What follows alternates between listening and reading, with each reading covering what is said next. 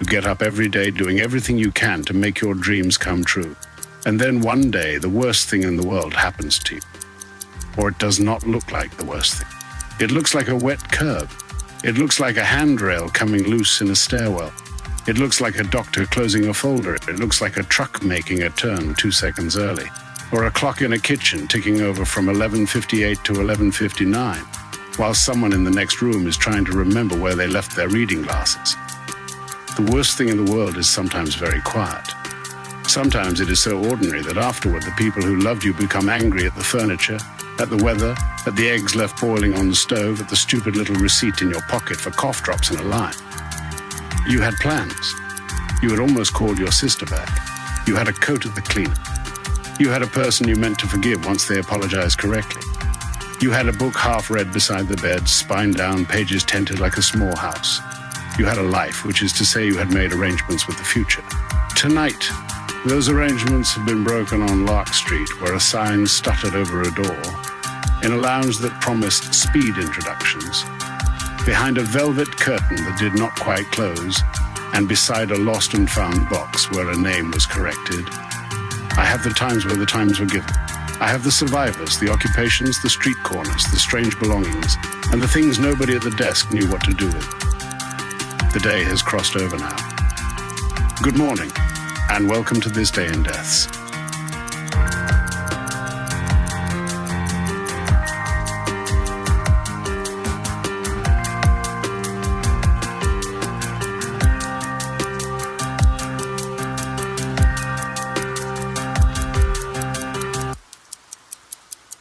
One Lark Street.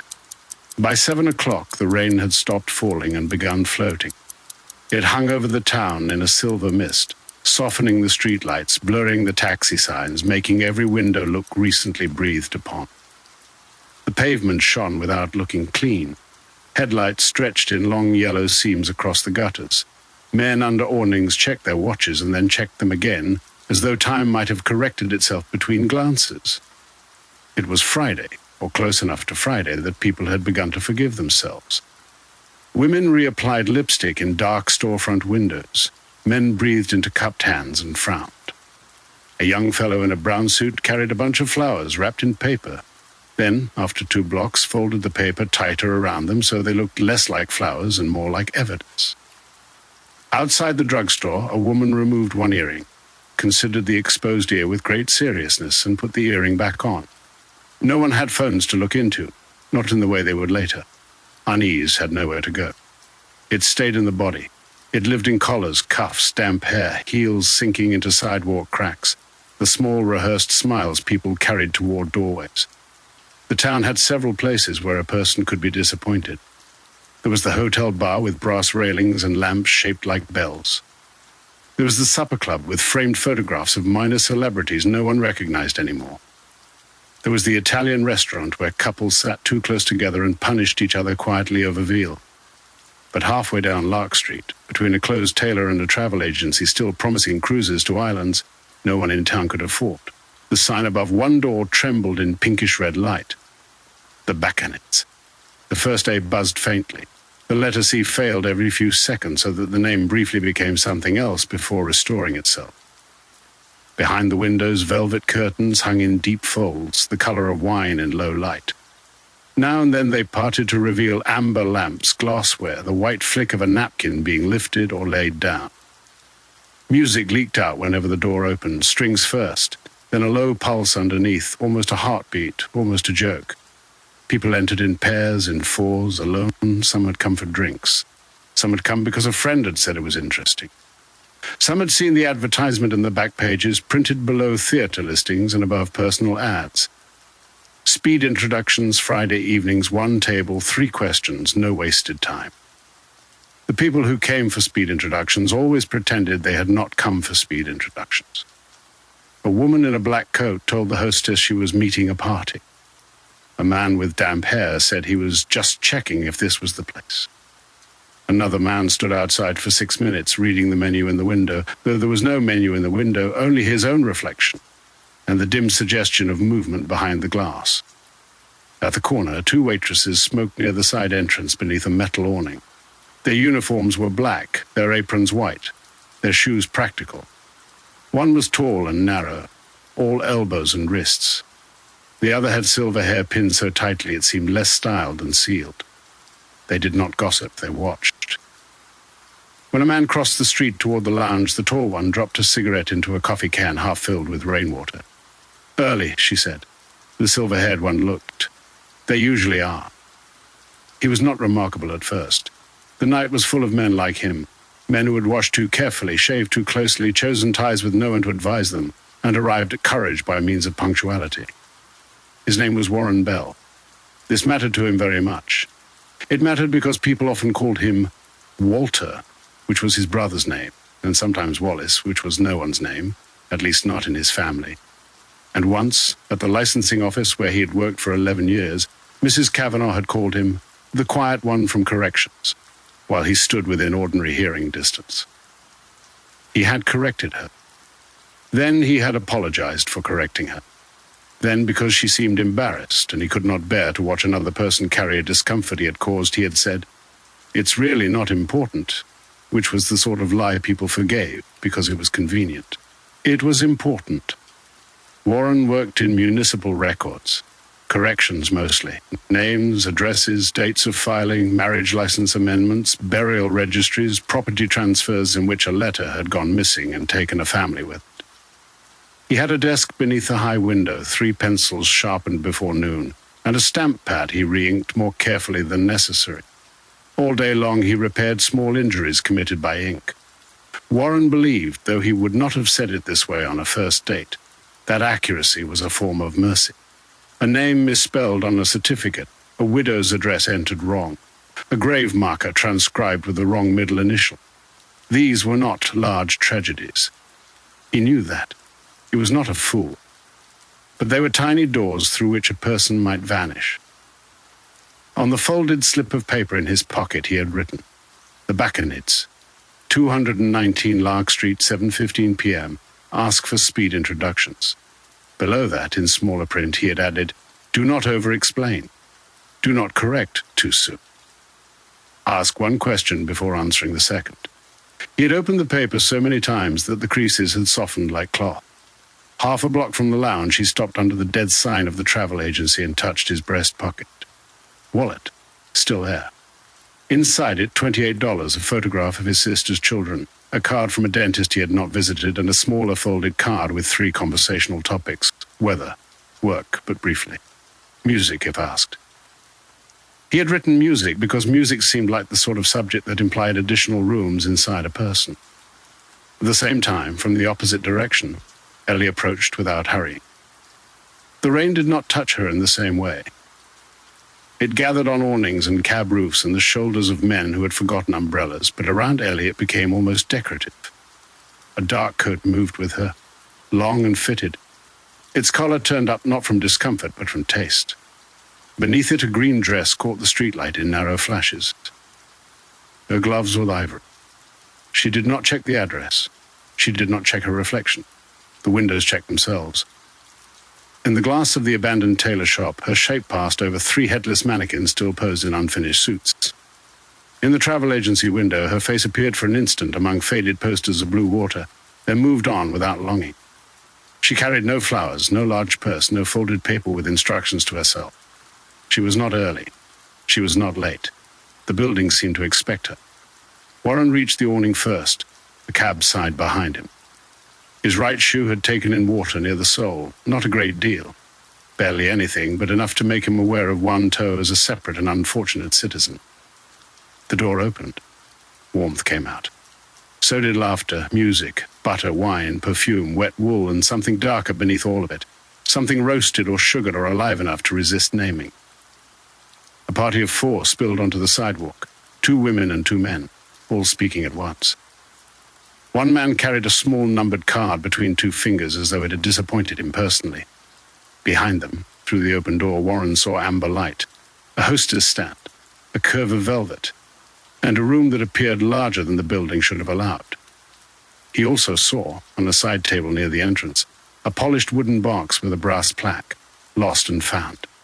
Something metallic glinted inside. A watch, perhaps, or cufflinks. Every decent establishment had one. Warren smoothed his hair, then realized he had smoothed it too hard and tried to unsmooth it. This made it worse. Ellie arrived beside him, not dramatically, simply there.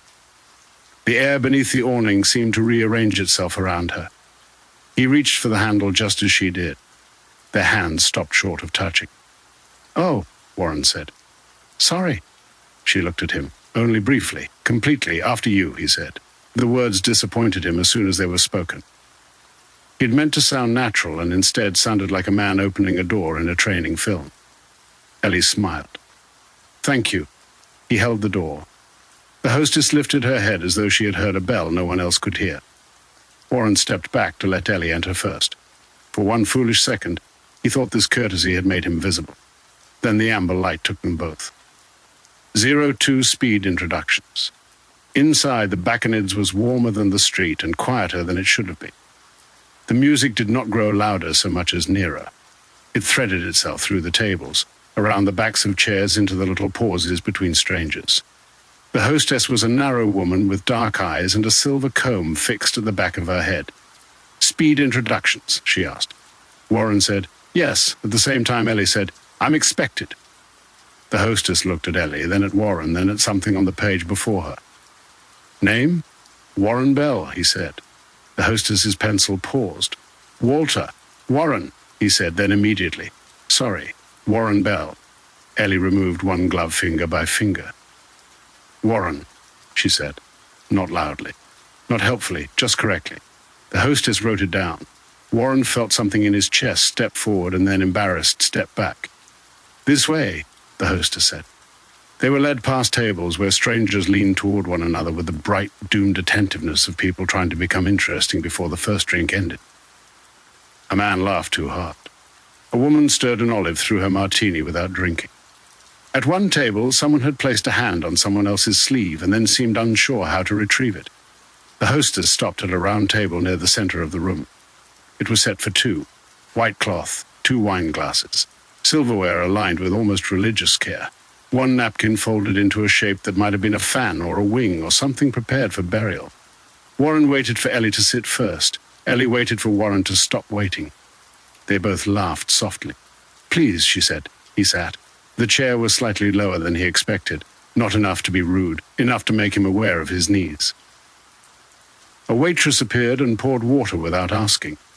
She had small black eyes and a calm, triangular face. Warren thanked her. She did not seem to require thanks. "So," Ellie said. Warren smiled. "So," he said. A little silence arrived and sat between them, well-dressed. Ellie placed her gloves beside her plate. "Tell me about yourself, Warren Bell." He almost thanked her for the full name. Instead, he said, "There isn't much to tell." This was one of the sentences he had decided not to say, because it invited contradiction while pretending not to. He had said it anyway. Ellie tilted her head. "There's always something." "Well," Warren said, "I work for the city." "In what capacity?" "Records, corrections, mostly." "Corrections?" "Yes. Names, addresses, dates of filing, things like that. It sounds smaller than it is." He felt heat come up his neck. Or no, it probably sounds exactly as small as it is. Ellie watched him with an attention that did not hurry to rescue him. "What makes a correction worth making?" Warren looked up. No one had ever asked this question as if it were a question. "Well," he said, "if it's wrong, someone has to know. Even if no one notices, especially then." Ellie's face changed by such a small degree that someone less practiced than Warren might have missed it. He was a man trained in small differences. He saw the attention sharpen. At first she had thought his hair was badly parted. It still was. But now she noticed the effort in it. The faint shine of pomade near the crown, the one lock that had resisted all persuasion and risen slightly, not rebelliously but anxiously. The part was not handsome. It was attempted. This moved her. It was never a good sign when effort moved her. A waitress placed a basket of bread on Warren's side of the table. Then a small dish of butter shaped into a pale curl. Then a knife with a handle heavier than its blade. "Thank you," Warren said. The waitress vanished. Ellie did not touch the bread. Warren did because not touching it seemed more conspicuous. He buttered a piece carefully, spreading to the edges, then realized this might look greedy and set it down after one bite. "And you?" he asked. "What do you do?" "Placement," Ellie said. Job placement sometimes. Waiting for her to explain. Sometime. That must be interesting, Warren said, because people often said this when they had not understood something. It can be. Do you enjoy it? Ellie considered. She appreciated that he had not asked whether she was good at it. Men often wanted to locate competence quickly, as if deciding where a woman belonged in the room. I'm suited to it, she said. That's not the same thing.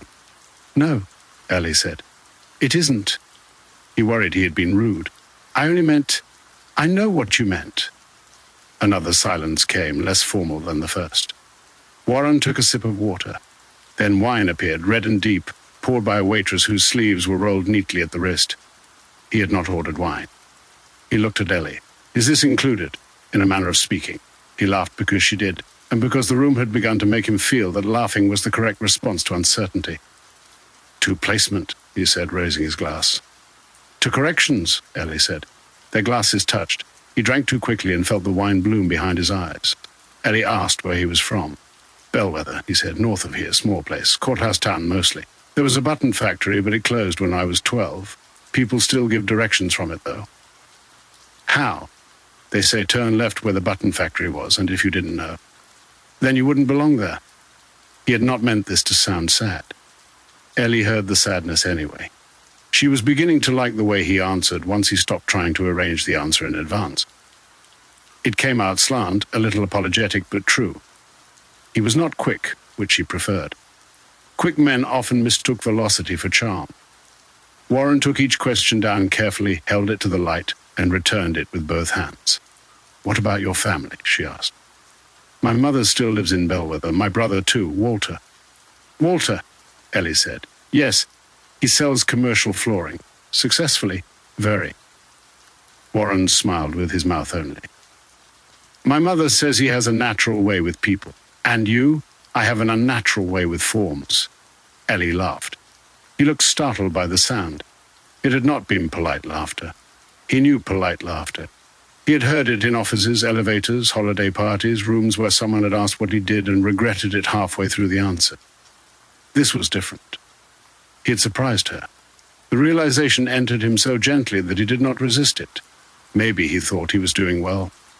A waitress placed a folded napkin beside Warren's plate, though he already had one in his lap.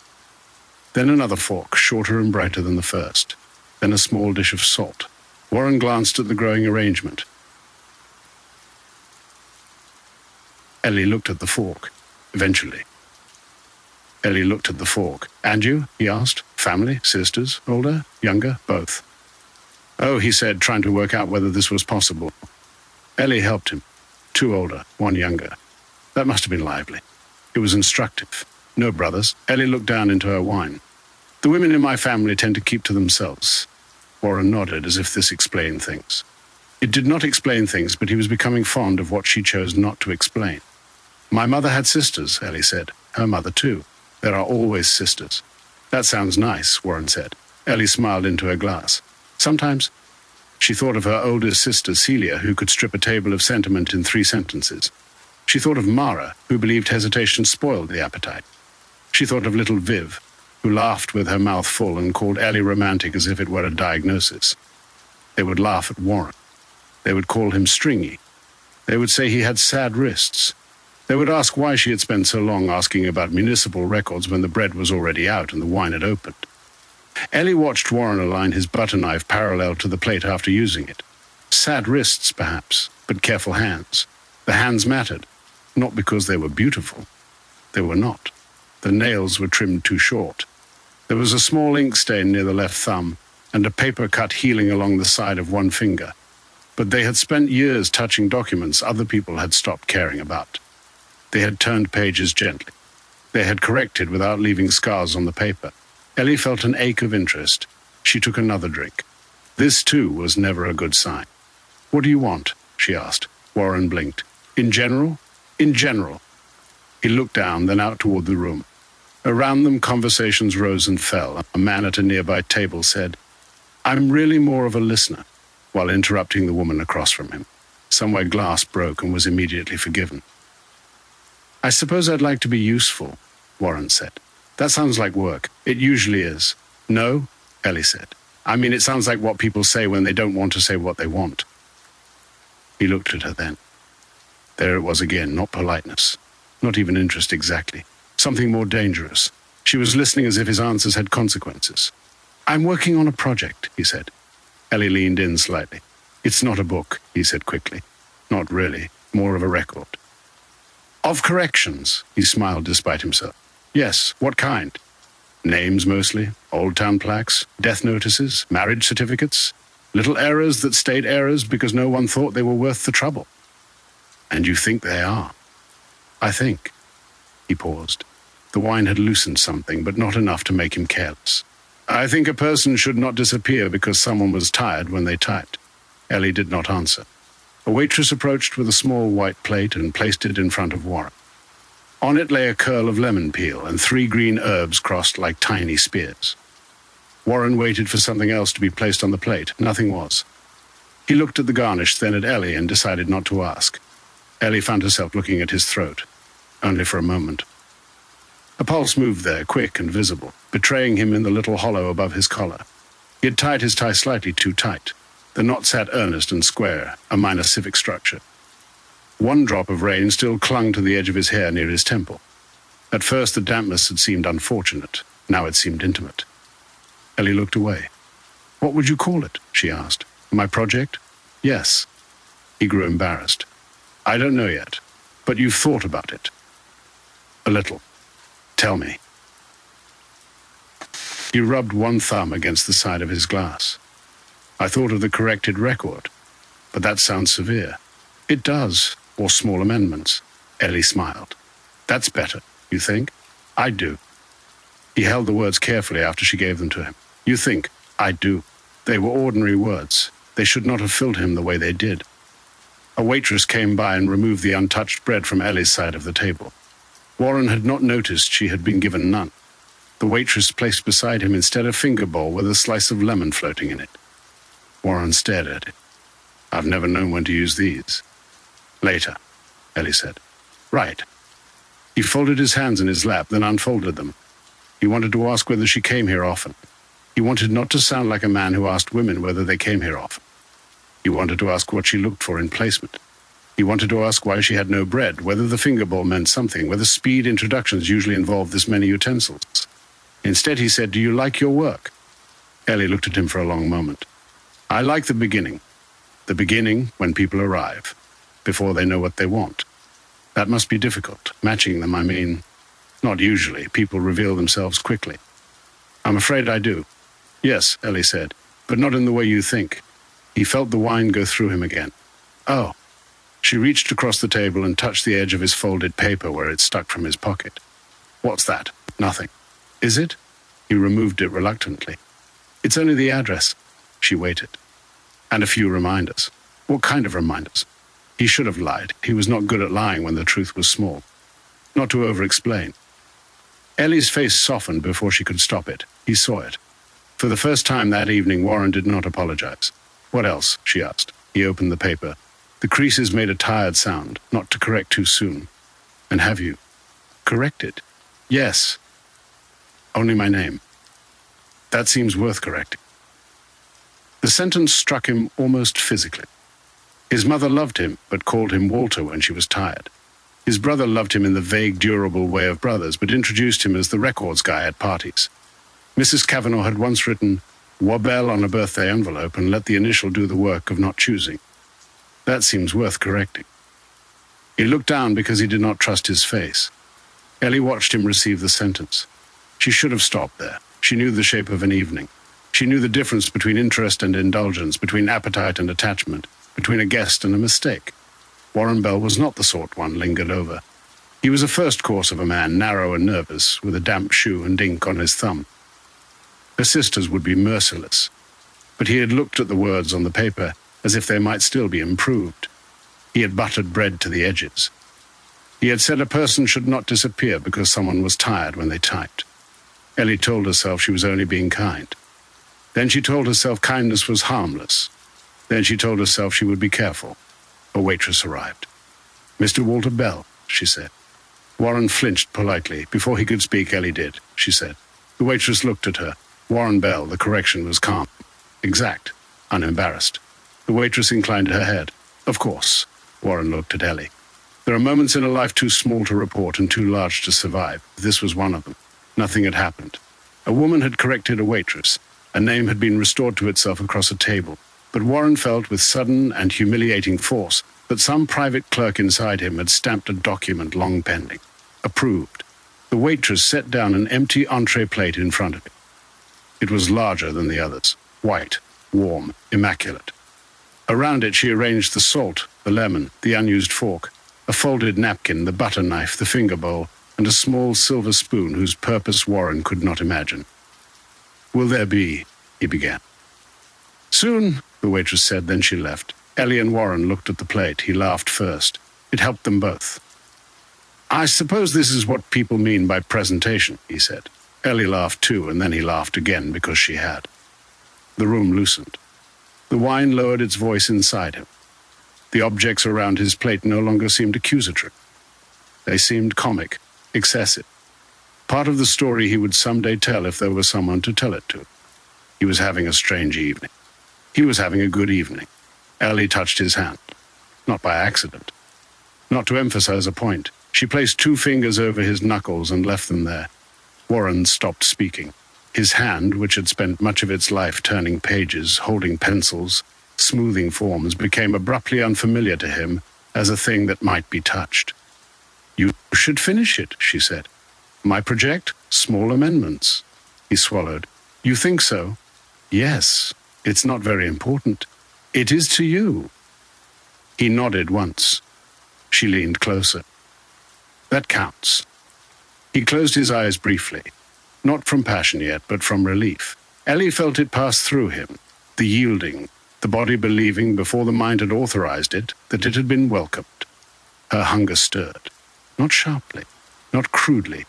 It rose with warmth, disguised at first as tenderness. That was how it often began. She liked his gratitude. She liked his effort. She liked the lock of hair that would not lie flat. She liked the pulse in his throat and the wet hem of his trouser leg and the way he had brought instructions for being less himself and failed at everyone. "Because I like him," she thought, "I will be gentle." This was the old lie, the oldest one. A violin moved through the music, thin and sweet. Somewhere a curtain was drawn. The room narrowed around them without becoming smaller. Warren looked at her hand on his. "I don't usually do well at these things," he said. "What things?" "Introductions." "You're doing well." He almost asked if she meant it. He did not. He let himself believe her. The speed round should have ended. Somewhere a bell should have rung. A hostess should have moved him along. Another man should have sat down and taken his place in the ritual of 3 questions, 2 drinks. No wasted time. No bell rang. 03 the booth. Instead, a waitress removed the centerpiece from their table. Another lowered the lamp. Ellie stood. Warren stood too quickly, bumping the table with his thigh. The large white plate shifted but did not fall. He reached to steady it. Ellie caught his wrist lightly. "Leave it," she said. He smiled, embarrassed. "Sorry." "No." Her hand remained around his wrist. "You don't have to keep saying that." He almost said sorry again. Stopped himself. This pleased them both. She led him toward a booth half hidden behind velvet drapes at the rear of the room. Not a private room exactly. More like the suggestion of one. The curtains divided space without denying sound. Inside, the light was lower, the upholstery darker, the table smaller. Warren thought, "This is happening." Then immediately after, "Do not think that." Then she chose this, then "Do not ruin it." Ellie sat close enough that her knee touched his. He could smell wine on her mouth, rain in her coat, and something green beneath her perfume like crushed stems. "I should say," Warren began, "I'm not usually—" Ellie kissed him. The kiss was cool from wine and warmer underneath.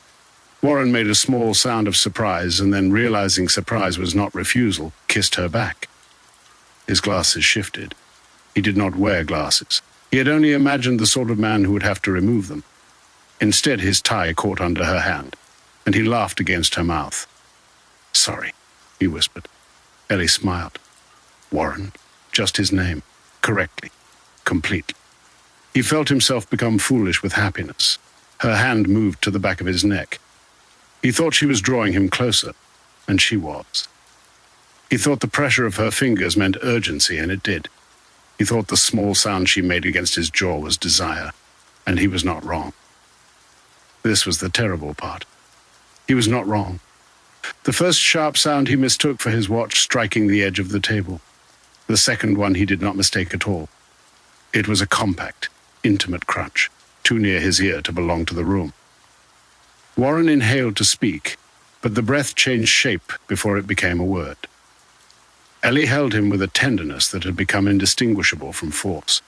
The velvet curtain stirred.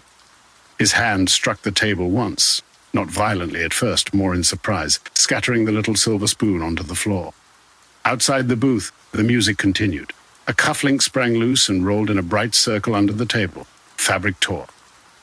One of Warren's shoes kicked free, spun beneath the curtain, and landed toe first in a bus tub carried by the tall waitress, who paused only long enough to let it settle among the plates. The silver-haired waitress closed the curtain with 2 fingers. Behind it came the wet pull of cloth, the crack of something more structural than fabric, the clatter of a watch band snapping against wood. The table jerked once. A glass tipped but did not break. Wine spread across the white cloth, darkening it in a slow, irregular bloom. Warren's folded paper slid from his pocket and opened on the floor. Do not overexplain. Do not correct too soon. Ask one question before answering the second. For one suspended second, his hand appeared beneath the curtain, palm open, fingers ink-stained, reaching for nothing in particular. Then it was drawn back. The room did not stop. At the next table, a man said, "I've always believed honesty is important," and the woman across from him nodded with the expression of someone who had heard this from liars before. A waitress replaced a fallen fork. Another brought fresh napkins. The sounds behind the curtain became quieter, not less awful, only more practiced. A final snap. A sigh. Then the soft, steady work of appetite completing what attention had begun. When Ellie emerged some minutes later, her mouth was clean, not perfectly. There was a trace of red at the corner, which she removed with her thumb before any of the guests could decide whether they had seen it. Her hair had loosened slightly at one side. She looked fuller and lonelier than she had at the start of the evening. The tall waitress entered the booth. The silver-haired one stood ready with a tray. They worked without hurry. The broken watch went first. Its face had cracked at 8:06. The waitress held it up, considered whether it could be wiped, and placed it in a shallow dish. Then the cufflink. Then the wallet. Then the folded paper, softened now by wine at one edge, but still legible. The silver-haired waitress read the top line. "Warren Bell," she said. The tall one had already opened the wooden box near the host stand. "Walter?" she asked. The silver-haired waitress looked toward Ellie. Ellie turned. "Warren," she said.